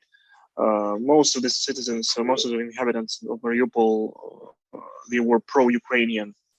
Yes, that's a great myth that the people, well, maybe 50-50. Yeah, some of the people supported Russia. Some of the people were about the Ukraine, but you know what's the most interesting thing that the Russian army been killing people who were like potentially going to support them. That's insane, but that's a Russian reality.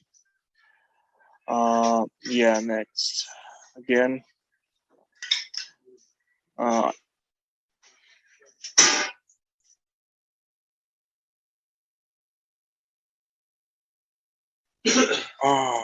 What savior to well.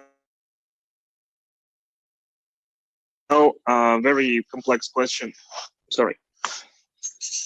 It's a very complex question because I know well our job. Yeah, like how to fight, how to train. But international organizations, they should know better how to do their job. Yeah, and we're not the people who have to tell them what to do.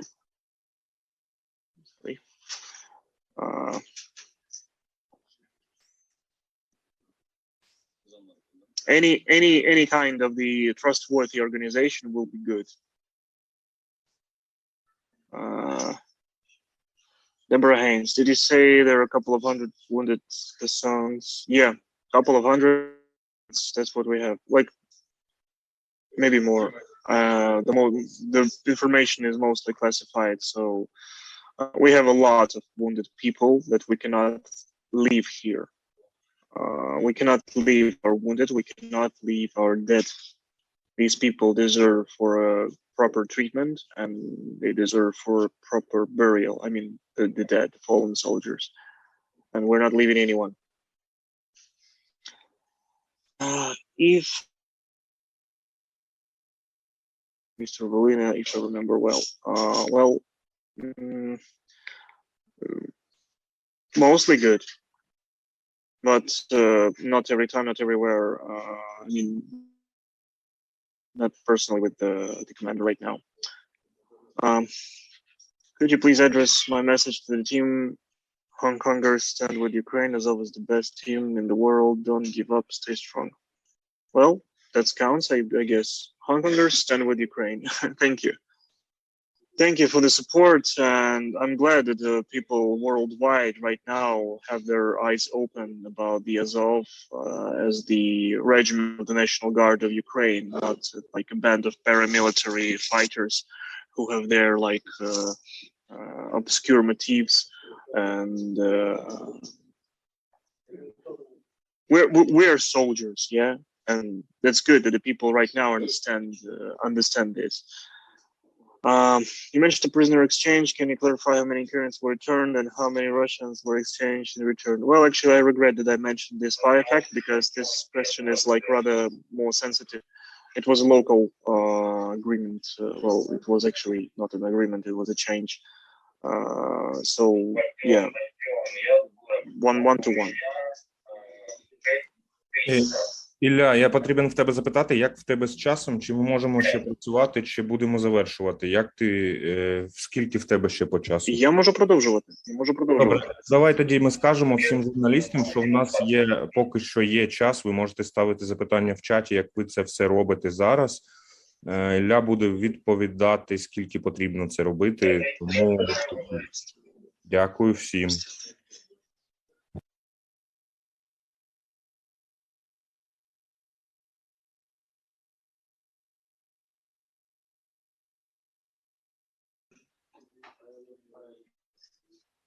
Чути все, що накурюється, все чути, всі команди.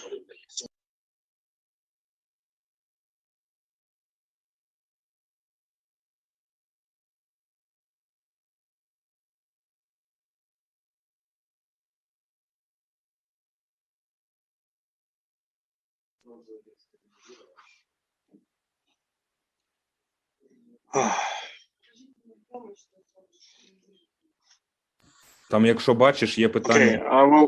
Okay, I will go fast with the questions. Are there women fighters with you? How they are coping? Thanks, Martin. There were military women in the unit. How they coping? Very good. They're very strong.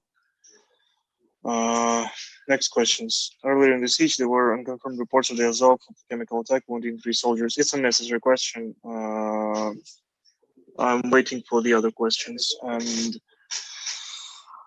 I will finish with the small statement, probably.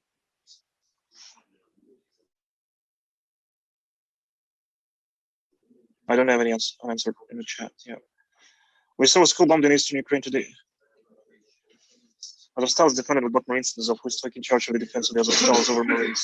Are you forming separate defenses? Well, Jack, I guess you have you're not very good informed about the Mariupol. Yeah, there are very few Marines left in Mariupol, like maybe little more than 100. And who is in charge of who? Of course, there's always in charge. You see, the problem is that we took the very, very serious role here, yeah, to command the defense of the city. All of the units are under our control, direct or indirect, and we make a great to the people, to the country, and we expect for a favor in return. That's the thing that we are like putting the most of attention right now. That we require the support of the government desperately. Well, maybe not desperately, but critically. We already seen the support of the civilians throughout the world. We already seen the support of the journalists. And it is really, really good, but we need actions. We need actions that will help us to endure our fight.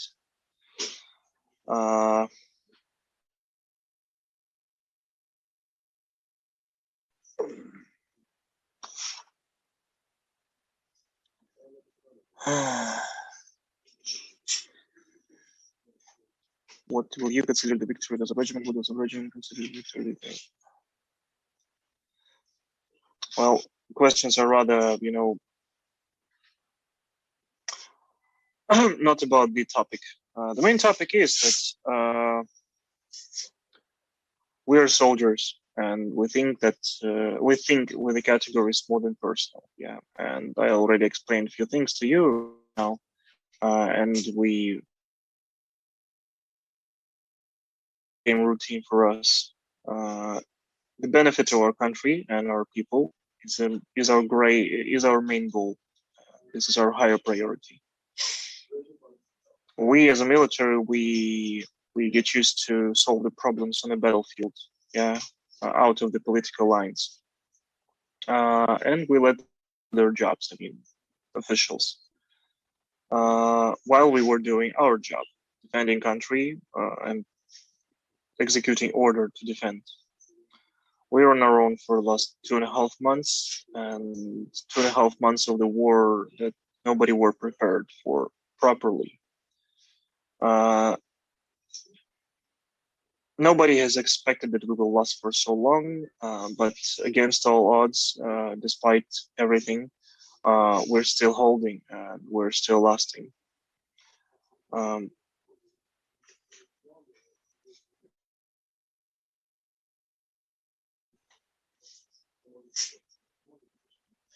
We also know that there were some fails in defense preparations throughout the country, yeah, and we're not trying to spoil something right now, but these people know about this. These people know, and they should know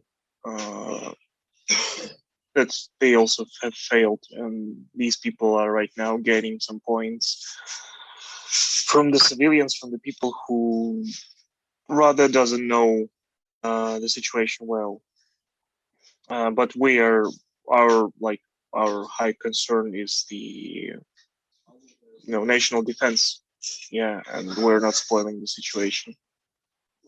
A lot of people think that we're heroes. Yeah, the heroism is the result of the failed organization and preparation. So heroism appears when the planning is failed, and you know what I mean. I'm pretty sure that nobody expected for us to last for so long, and I'm almost sure that we were left alone here to fight, yeah, and the situation resolve somehow. And the situation was critical in March throughout the country. Yeah, I really understand this. I'm not trying to shift the focus just on us, because the problem is in all of the countrywide. But we blocked very serious enemy forces, up to 7 brigades in the numbers. It's up to 15,000 people, and right now almost 3 brigades on the end of the April and for now. And we're really grateful for the unprecedented informational support from the world, and it now, and this might really help. And the people, thankfully, right now they know who we are. They seen who we are. They seen the truth, and the truth is what values. And we know the truth, and we love the truth. We don't know how to lie. We don't like to lie. We're military. We are very. People see in us a very trustworthy unit and trustworthy people, and because we do not lie.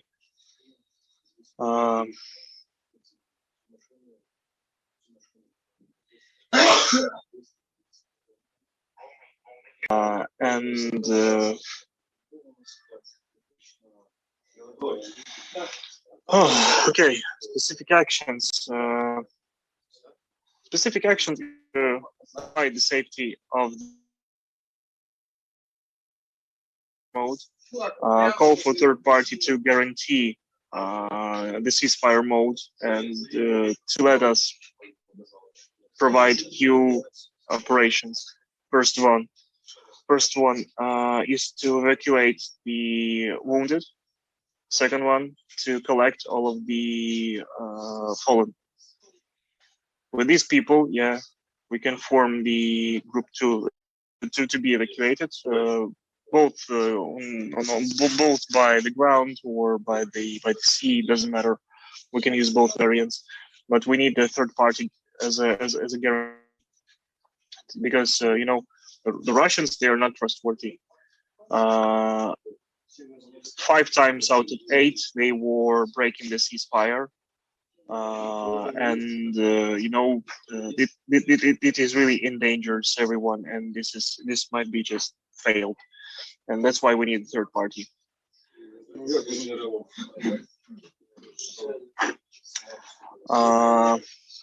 What is the top request right now from Alliance backup? We are in full support. If you, from what I read, see and hear, it would be immediate manpower and heavy artillery, sending one for you.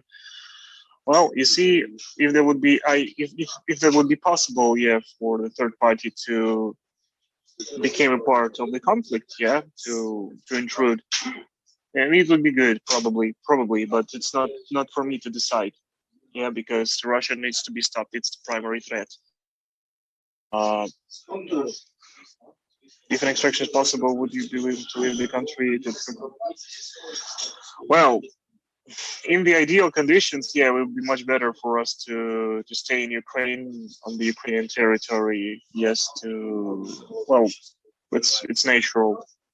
But third country would also count. Well, actually, we're not in position to choose. Yeah, any possible option would be good if it would be safe, because the war will end sometime, and the court process will also appear, and Russian work and those people who performed war crimes in Russia in Russian army, they should be judged, and we can participate in that process. And this is really a valuable thing, important thing.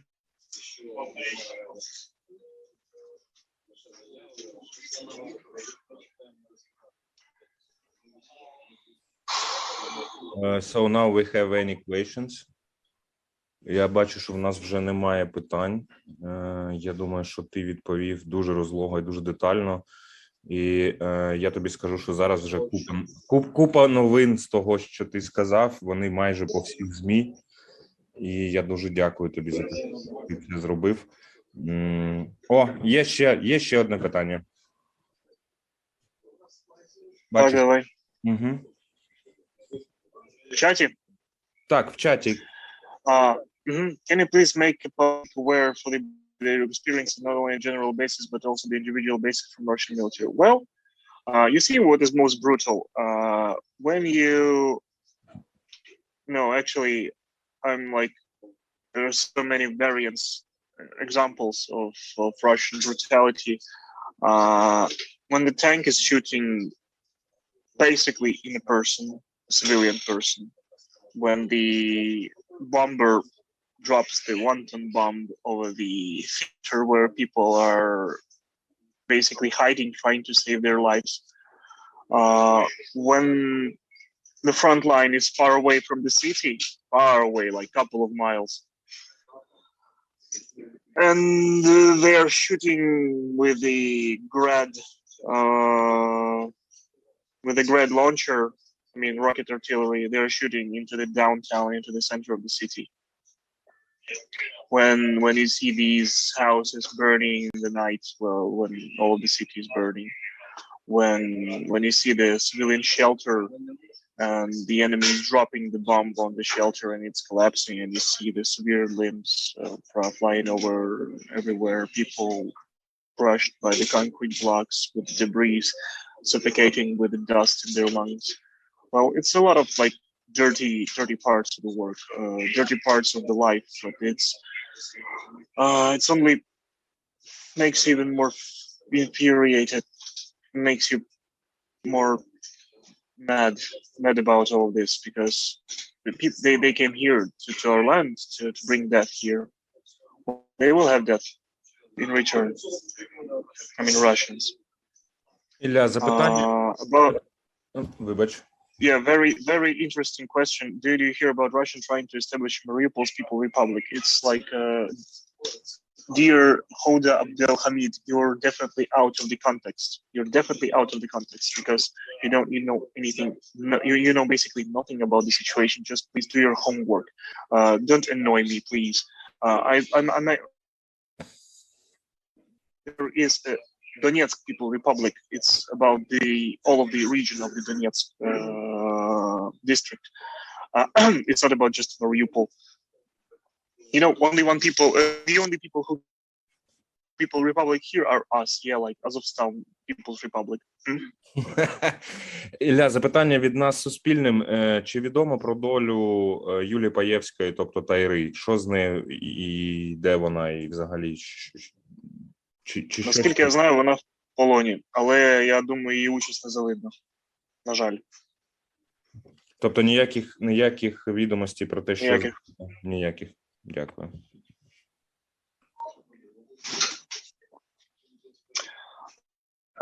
I will continue with because I should wondering if you could give more description of the battles you've been engaged. You know, battles can be explained from a soldier's perspective better than from a staff officer. So yeah, we should, you know, the best way to answer this question is to collect all of the people from here, extract them from here, and you may ask these questions personally. Yeah, sounds good. Sounds like a plan. And that's the plan. The plan is to evacuate the military garrison of the Mariupol to the third party or to the safe territory of the Ukraine because under the pressure and informational sources, international informational community, and probably with the guarantees of some government that will participate in this progress as a mediator or the third party. Because otherwise, on one hand, we can become like a sacred sacrifice, like 300 Spartans or something like this, and it may cause the catastrophic events in the Ukraine because our people will just basically destabilize the situation very quickly. On the other hand, the Russians can just basically murder us. Or maybe will be captured or not alive is bad for the Ukraine. And for the sake of the international security, for the sake of the Ukrainian security and the international security, yeah, these procedures be performed. The international laws, like I guess the 11th article of the United Nations decree or something like this can be done, and it should be done. And I hope with your, you know, informational support and with your presence here, yeah, we can shift the marker of the situation in the better way to let the forces of good win.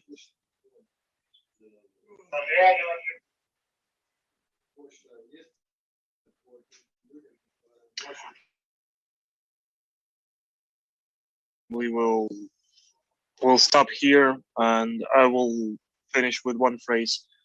To let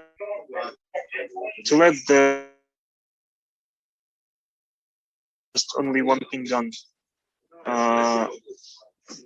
The good people should do nothing. That's how it works.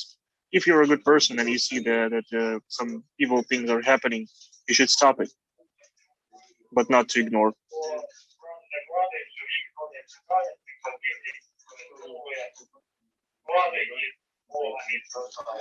That's all.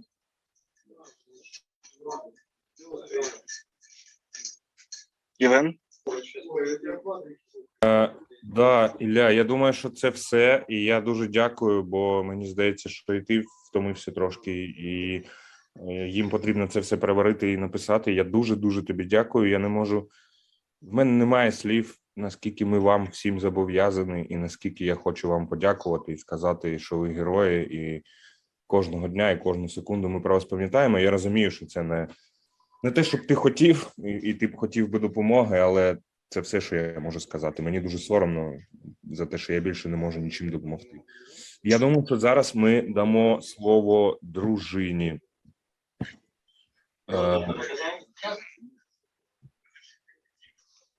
Ми дамо слово просто дружині Дениса, і я думаю, що у нас до неї теж є кілька запитань.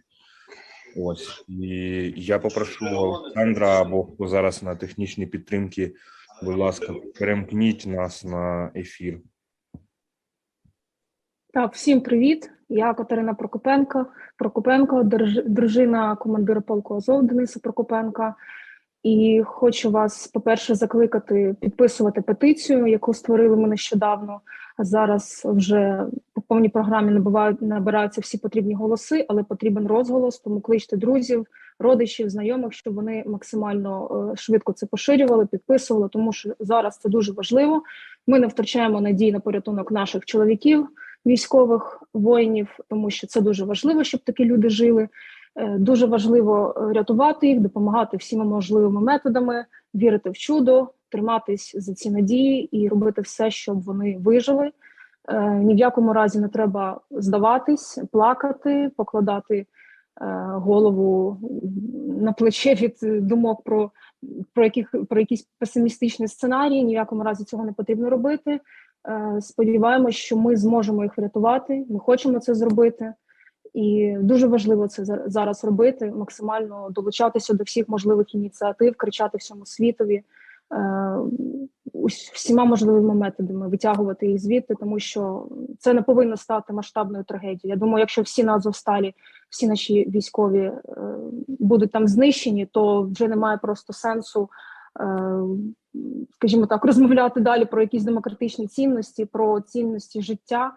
Якщо влада і світ допустить цього, допустить їх знищення, то я думаю, що нас просто оточить наймасштабніша темрява, яка взагалі може існувати в цьому світі. І навіть не знаю, як далі наша країна зможе жити без наших захисників. Тому зараз ми дуже сподіваємося, що влада докладе всіх зусиль, докладе дипломатичних зусиль, політичних, щоб їх врятувати.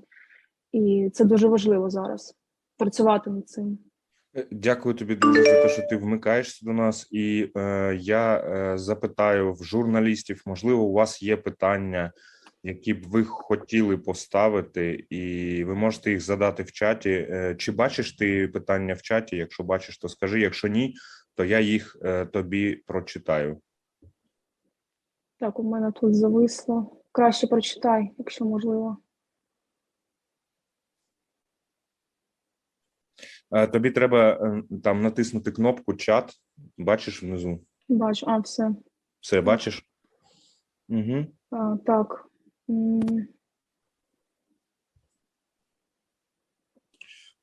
Питання таке, Катерина, чи влада з вами на зв'язку, чи є підтримка і комунікація? Це від Суспільного. На жаль, немає зв'язку. Мені влада не писала всі ці дні. На зв'язку завжди зі мною журналісти іноземні, вони мені пишуть, підтримують, хочуть взяти мій коментар. Деякі українські журналісти є, але конкретно від влади не було звісток, ніхто не писав. Угу. Наступне питання. Чи ти знаєш, що твій чоловік і його полк, тобто його підрозділ, вже є символом боротьби за свободу? Так, звичайно, я це знала з 2014 року, коли він тільки створився, цей полк, тоді ще батальйон, і зі звільненням Маріуполя почалася історія, і ми всі надихались їх вчинками, і їх героїзмом, і наразі надихаємось. І вони кожен раз це підтверджують всі їхні героїчні взагалі ідеї, і взагалі вони для нас найкращі воїни в світі, тут немає мови навіть. Тобто найкращі воїни, найкращі. Скажи, будь ласка, в тебе є зв'язок з чоловіком хоча б там раз, в якийсь період? Так, мені він пише раз в день, але дуже коротко. Він ніколи не розповідає зайвого, немає, скажімо так, утічки інформації. Постійно він пише чітко,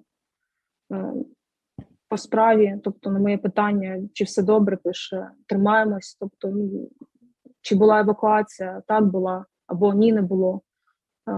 чи був порушений режим тиші. Так, був порушений росіянами режим тиші. Тобто конкретні відповіді на конкретні питання, але нічого зайвого, нічого секретного він мені не розповідає. А як думаєш, знаєш, ми дуже багато розмовляли про те, що ООН і там Червоний Хрест, ну, вибачте за те, що я зараз скажу, але це імпотентні організації. Як думаєш, якщо б вони дали якісь гарантії, то хлопці погодилися б вийти, чи вже нема довіри до цих організацій? Це треба дивитись по ситуації, як вона складеться, але, звичайно, довіри вже такої особливої немає, але будемо дивитися, як будуть події розвиватися. Ми чекаємо на процедуру екстракції, на найкращий сценарій цієї процедури, з максимальними гарантіями безпеки для наших військових. Тобто треба дивитись, як події будуть далі розвиватись і що запропонують нашим військовим, але зброю вони складати не будуть, і в полон теж вони не будуть йти. Ми хочемо, щоб вони всі вижили і розповідали свої історії вже тут, для дітей своїх, для дружин, для всіх. Чергове питання, чого ти очікуєш від Зеленського? Я очікую рішучих дій. Я очікую, що він буде робити зараз все, щоб тиснути на Путіна, на Росію, щоб визволити наших бійців якомога швидше, тому що вже лишились лічені дні просто, і вже немає просто сил бачити, як кожен день гинуть військові наші або від гангрени, або від пострілів, від щоденного штурму. І ми чекаємо на рішучі дії. Будемо дивитись далі, будемо оцінювати далі, що ж все ж таки, як це все складеться. Але ми чекаємо на позитивне рішення цієї ситуації. Ми не хочемо цієї масштабної трагедії, не хочемо, щоб вони всі загинули, і потім про них ходили ці всі історії героїчні. Ми хочемо їх героїзм в реальності чути, бачити від них самих, їх всі історії чути в реальності. Ми не хочемо це потім в книжках історії читати через третіх осіб історії. Нам вони потрібні тут, живі, зараз. І нам не треба цієї масштабної трагедії. Наступне питання. Катерино, чи відомо вам, чи всі сім'ї захисників Маріуполя були евакуйовані з міста? У мене цієї інформації немає, тому я не можу сказати. І я попрошу тебе, вибач, що я так кажу, але я попрошу тебе повторити, чи вистачає тебе дій з боку уряду? Наразі ні, мені не вистачає дій з боку уряду. Дякую. Я нагадаю, що з нами була дружина героя Катерина Прокопенко. На цьому ми Пишіть петиції, будь ласка, всі розповсюджуйте. Це дуже важливо. Це зараз наша головна ціль. Ми зараз ще кинемо посилання в чат, будь ласка. Так, киньте, будь ласка. Да. І я дуже дякую тобі. І дякую вам теж. Я розумію, що це дуже банально казати «тримайся», але я не знаю. Ми всі тримаємось, ми не покладаємо взагалі надій, ми зробимо все можливе і неможливе, щоб їх рятувати, і нам не треба зараз плакати, сидіти, страждати, не знаю, треба зараз все робити, мітинги, пости, репости, журналістами спілкуватися, добиватися політиків, дипломатів, президентів, дружин президентів, всі можливі методи, навіть такі, які вважали завжди фантастичними, фантастичні будь-які креативні ідеї, будь-які, які допоможуть рятувати наших бійців, там вони зараз актуальні. Треба все робити і не класти їх вже заздалегідь в могилу. Це не потрібно робити взагалі. Я розумію, що деякі песимістичні сценарії ходять зараз і масово тиражуються, і думки є такі, але хочемо все зробити, щоб цього не сталося. Тому що ми вже мали приклад успішної процедури екстракції, операція «Динамо» під час битви за Дюнкерк, і ми надихаємося цією операцією, хочемо зробити це зараз на український лад, на український сценарій, і це треба зробити, докласти максимально зусиль, всіх можливих зусиль. Дякую тобі. Я сподіваюся. Дякую вам. Я думаю, що все буде добре, і ми всі побачимося в іншому місці. Так, побачимося однозначно. Будемо все робити для цього, щоб побачитись в нашому місці. Колеги, дякую, що приєдналися сьогодні до нашого стріму. Дякую, що ви все це слухали. Дякую, що ви робили новини. З вами був Азовсталь, і з вами був я. Дякую вам. Ви вже виходите в офлайн, і це дуже добре. Це означає, що ми закінчуємо, і ви пишете новини.